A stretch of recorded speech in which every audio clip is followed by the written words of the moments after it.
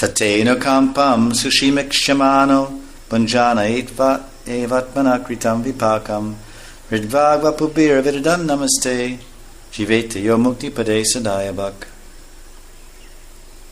One who accepts your mercy, Sri Krishna, one who accepts as your mercy the reactions of his own karma and sins, enduring it with an undisturbed mind, while continuing to practice devotion by offering himself unto you with his body, mind, and words, such a person is eligible to attain your lotus feet, which are the shelter of liberation.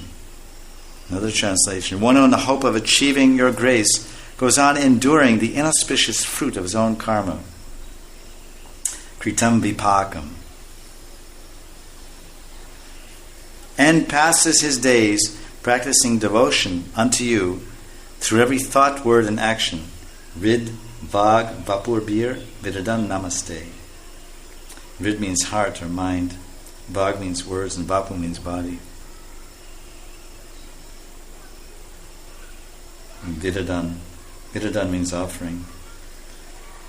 He goes past it, he tolerates everything, and he keeps serving Krishna with his thought, word, and action. Such a person is heir, or he inherits, the land of freedom and attains your lotus feet. Some acharyas say that this shloka by Lord Brahma, of course, is the head of our sampradaya, Brahma Madhva sampradaya. He's the Adi Guru. The Adi Shishya could say. The Adi Guru, of course, is Krishna or Vishnu. Some acharyas say this shloka should be engraved on our hearts in gold. And if you understand this shloka, you will never get angry. Because you can never get angry with your environment. Or you can never get angry with your college. You can never get angry with your parents. You can never get angry with your relatives. You can never get angry with your mind. Or never get angry with your body. Or never get angry with any situation or circumstance you're put in. Why? Because it's all the perfection and perfect arrangement of Krishna. You see Krishna's hands in everything. Except everything is favorable for Krishna's service. The environment is always friendly. You'll never get angry. You get angry because you don't see Krishna. Krishna is Satchidananda. He's blissful, joyful. He's free from all anger. You see in Bhagavatam, when it's describing Krishna killing demons, he's smiling. He's not all his mouth is not all bent out of shape. He's wearing a flower garland. He's just smiling.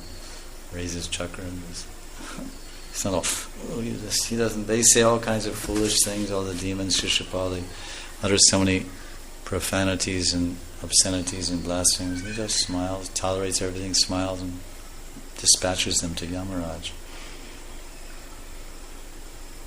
So Krishna's never angry. So how can Krishna's devotees ever be angry? They're angry with the demons, or with the Ravanas and the Hiranyakashipus, or the demons that try to harm the Lord or harm the devotees. Then anger can be used. But they're never angry. The only anger a devotee can utilize outside of those circumstances against atheist demons or offenders to devotees of the Lord is anger against himself. Oh, why am I such a bad devotee? Why am I so lazy? Why am I not enthusiastic? Why I have no taste for Shastra? Why I have no taste for the holy name? So this type of anger can be directed this way. So the conclusion of this verse is that one should realize that the environment is always friendly. So there's three basic rules for practicing bhakti. One comes from the first verse of Nectar Instruction, Vacha Vegam Manasakroda Vegam. What does that mean? Control the Vegam of the Vach. Sri Bhagavanu Vacha. Vacha Vak. Vacha means speech. Vacho Vegam. Vegam means pushing, urge, inclination. So how do you do that? So this is the first rule of bhakti. Never criticize. Vacha Vegam. Never criticize.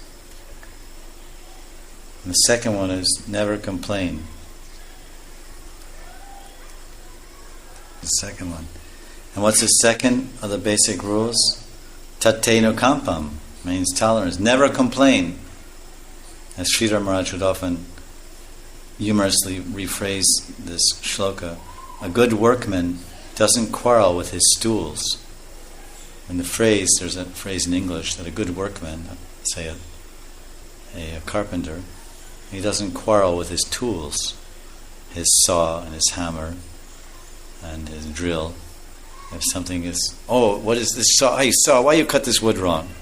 Hammer, why you didn't hit this nail? He doesn't complain. So a good devotee doesn't.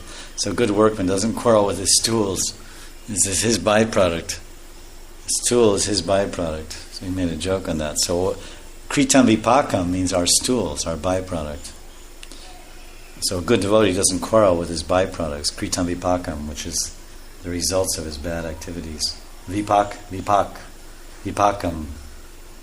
means the caused by my misdeeds.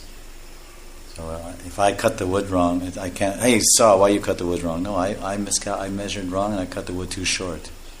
It happens sometimes. He goes to put it somewhere. Oh, it doesn't fit. So the devotee never complains. Tateno kampam. And the third principle is never stop chanting. Trinadapi sunichena kirtaniya sadhari. So these are three basic rules for practicing bhakti.